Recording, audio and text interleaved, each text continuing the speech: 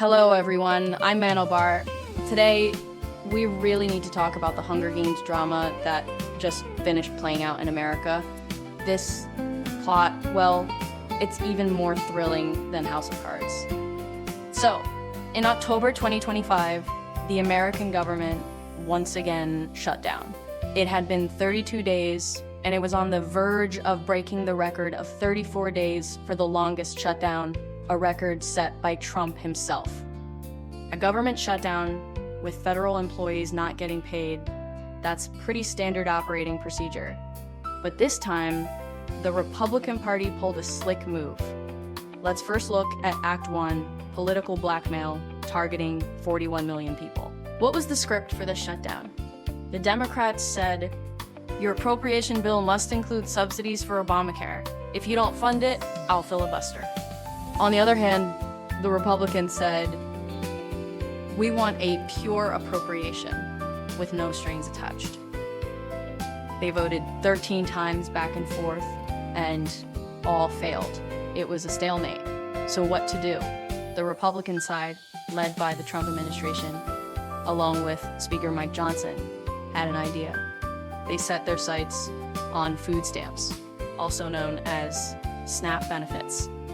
On October 27th, the U.S. Department of Agriculture, which handles food assistance, issued an announcement. Sorry folks, the food stamps for November 1st won't be issued. This caused an uproar. We're talking about 41 million mouths to feed. In 60 years, this was the first time food stamps were cut off due to political infighting. Did you think this was collateral damage? How naive. This was definitely a precision strike. Republican bigwigs like Senator John Thune openly stated, this is entirely about leverage. Speaking of Johnson, also admitted in an internal call that if they funded food stamps now, it would relieve pressure on the Democrats. To translate, we want to starve these 41 million people to force the Democrats to surrender on the healthcare issue. Who are these 41 million people?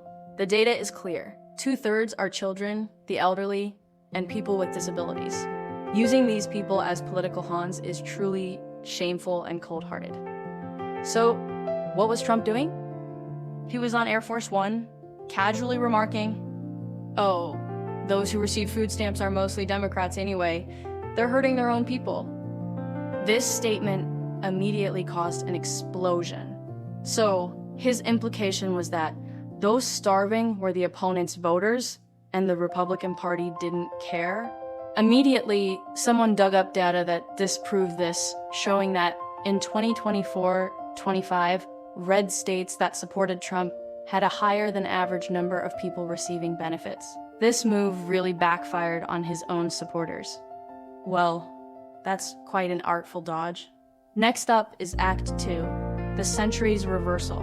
Who's lying? What was the Trump administration's legal argument?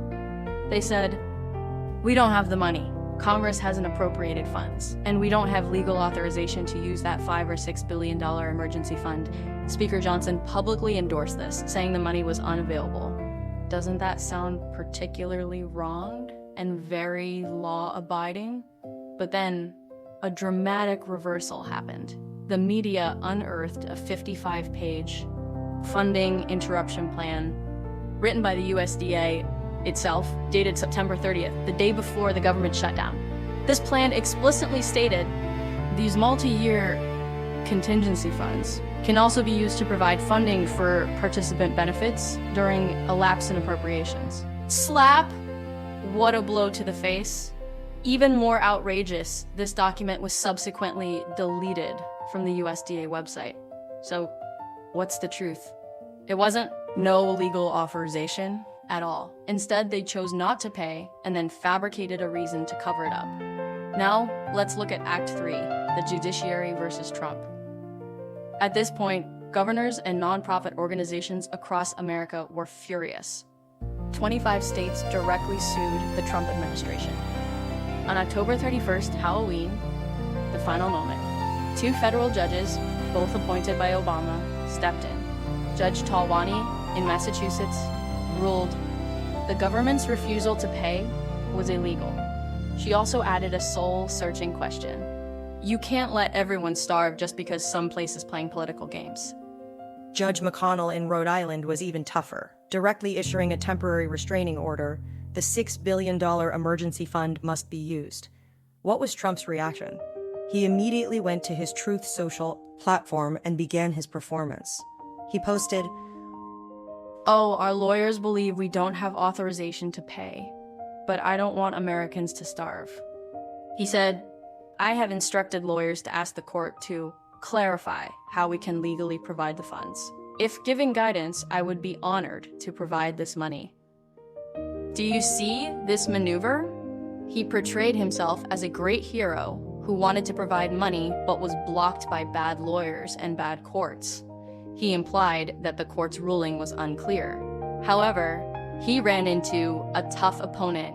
On November 1st, Judge McConnell, after seeing Trump's post, issued a new, even stricter order. The most incredible part is that the judge in the new order directly quoted Trump's Truth Social post.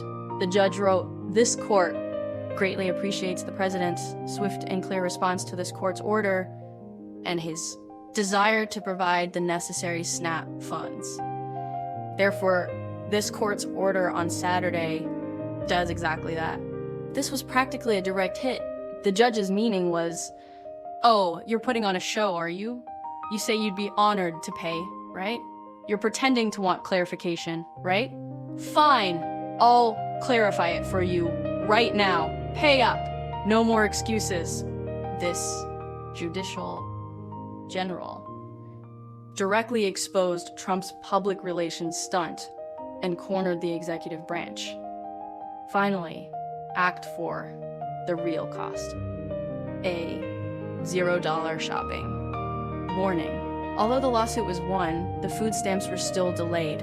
On November 1st, the money hadn't arrived. Panic began.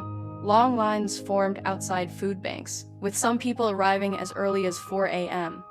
Governors of New York, Pennsylvania, and Maryland, both Democrats and Republicans, couldn't stand it anymore and declared states of emergency, using their own funds to provide emergency relief. Even darker, social order began to show red flags. Someone posted a video on TikTok, openly calling for a massive $0 shopping spree on November 3rd. Go to your nearest Walmart. They can't catch everyone. Others said that their biggest supermarket, Walmart, would close nationwide on November 1st.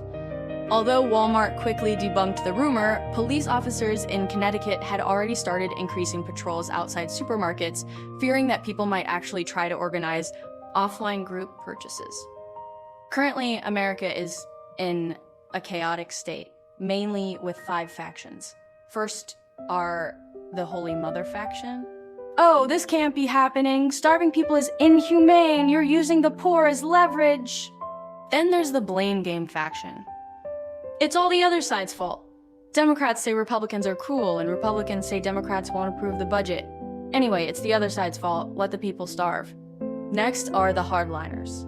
"A little hunger is good. Welfare breeds laziness."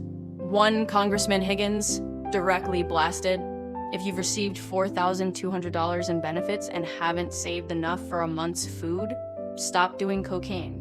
That rhetoric is pretty harsh. There's also the legal faction. "Judge, you're overstepping! How dare you touch Congress's purse strings? This is judicial overreach!" Finally, the economic faction. "Stop it. If these $8 billion aren't distributed, retail giants like Walmart will be the first to collapse. Then everyone will be unemployed. And what about social stability?" For now, the 41 million American eaters won't starve. But the problem is, this is only temporary. The government is still shut down, and if the stalemate continues, what about December's food stamps? That remains an unknown. This whole drama has completely exposed America's pretense that politics must yield to life. Before, everyone thought food stamps were a political no-go zone, a third rail that no one dared touch. But now, It has become a high-leverage chip on Washington's political poker table. So that's all for this video. I'm Manabar, and I'll see you next time.